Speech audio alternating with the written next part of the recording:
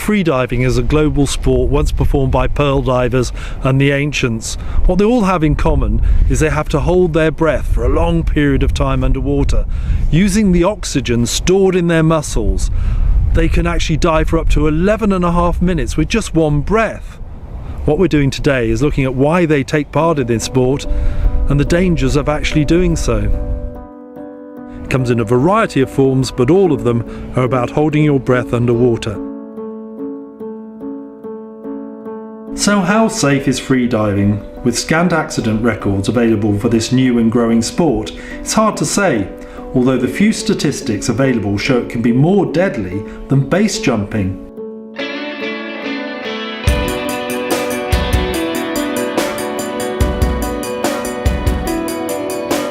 In recent years, one estimate of global freediving fatalities shows they have tripled outside of official events.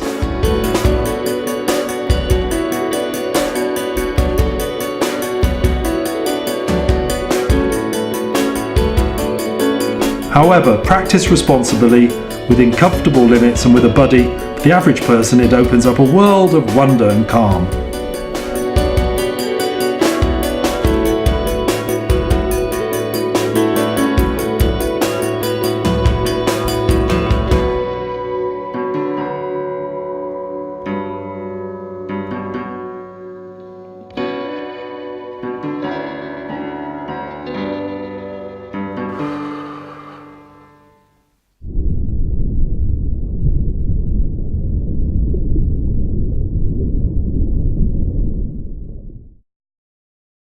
Freediving schools are springing up throughout the UK. Tom Kingsley is a freediving instructor at Freediving 2000 in Sussex. Like all sports, there is a connection between the mind and the body.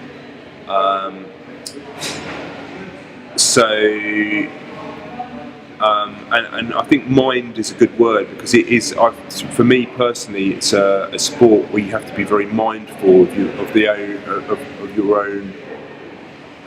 of the sensations that you're experiencing whilst you're freediving. Getting used to those sensations because they can be quite alien to begin with.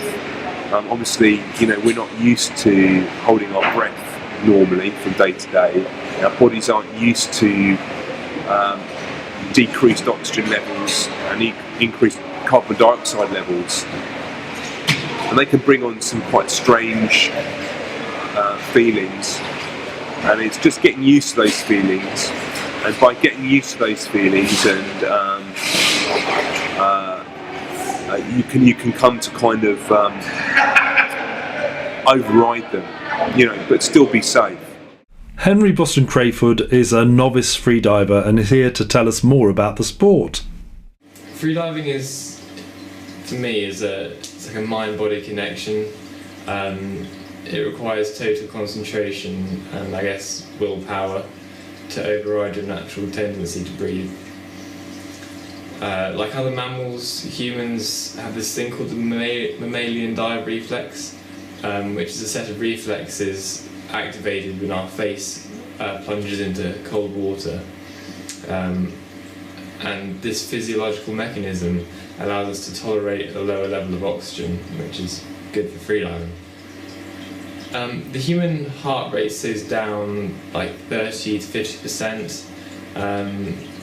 We call it bradycardia, which is like just a physical response.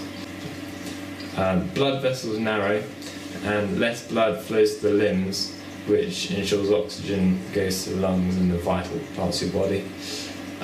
In a deep dive, blood shift occurs, which is where plasma and water pass through organs and blood vessel walls into the chest. Your lungs fill with blood plasma to prevent collapse, and this is reabsorbed when the pressure decreases, which is always fun. On deep dives, however, lungs can shrink to the size of walnuts, literally. Jim Lawless, author of Taming Tigers and a motivational speaker, is a keen and accomplished freediver. When I was very young, I didn't really enjoy swimming or the water, and I couldn't swim. But by about aged 8, 10, I'd got swimming, and then I began to really enjoy the water. And then when I got into my late 30s, I tried scuba diving, which blew my mind. It was like access to a whole new planet, so I didn't have any inkling existed. And then the thought that you could go there without a tank and have a completely different experience under the water was eventually became irresistible. And so the doing of it. What do I enjoy about it now as the entering an alien world on the alien world's terms, I suppose. Dex Steinberch is a freediving coach at Papua Diving in Indonesia and finds freediving both meditative and highly rewarding. If I'm just freediving for fun, I will just do my little freedive and do my little relaxation technique. If I'm trying to achieve something more, it's like pushing depth, then it will involve a bit more preparation. A lot of breathing, exercise, belly breathing especially. A lot of relaxation as well. For those who do yoga, freediving is go well with people who do yoga. It helps to have your body calm and in control. And slowly building up depth step by step. Always little step, but always the same principle after every dive. Relax, breathe, let the time to rest, breathe more, be zen. Yeah, okay. Mammals have evolved some wonderful mechanisms to help them maximise oxygen, allowing them to stay underwater longer. Seals are perhaps the best masters of this, having adapted levels of myoglobin in their tissues to allow them to pack oxygen into muscles in a way that allows them to remain submerged, in some cases for up to 2 hours. Josh Ray is just learning the breathing techniques to become an experienced freediver. As humans and as freedivers, we are nowhere near as effective as this, but we can sometimes force additional oxygen into our muscles, and that's through a process called breathing up or packing. By using these yogic breathing processes, we can pump oxygen deep into our body tissues, and tests have shown that this can store 12% of our oxygen into our muscles, and that's obviously a massive extra source for freedivers when we're underwater. So you really need to be in good physical shape to freedive.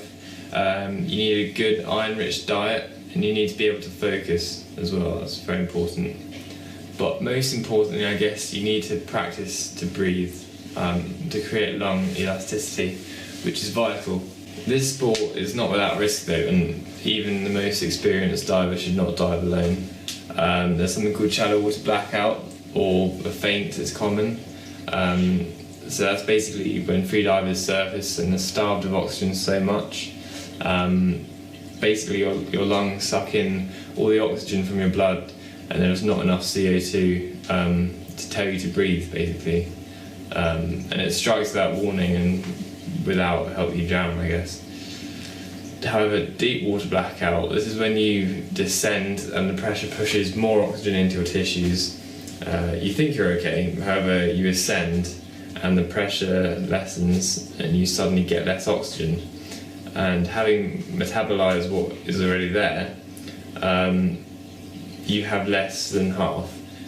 So I guess without enough oxygen, your brain switches off and you pass out. And in worst cases, you can get brain damage. You know, I love the sled. I really enjoy the sled, but I really like free immersion. And when I first heard about, so free immersion is when you pull down on the rope and then pull back up.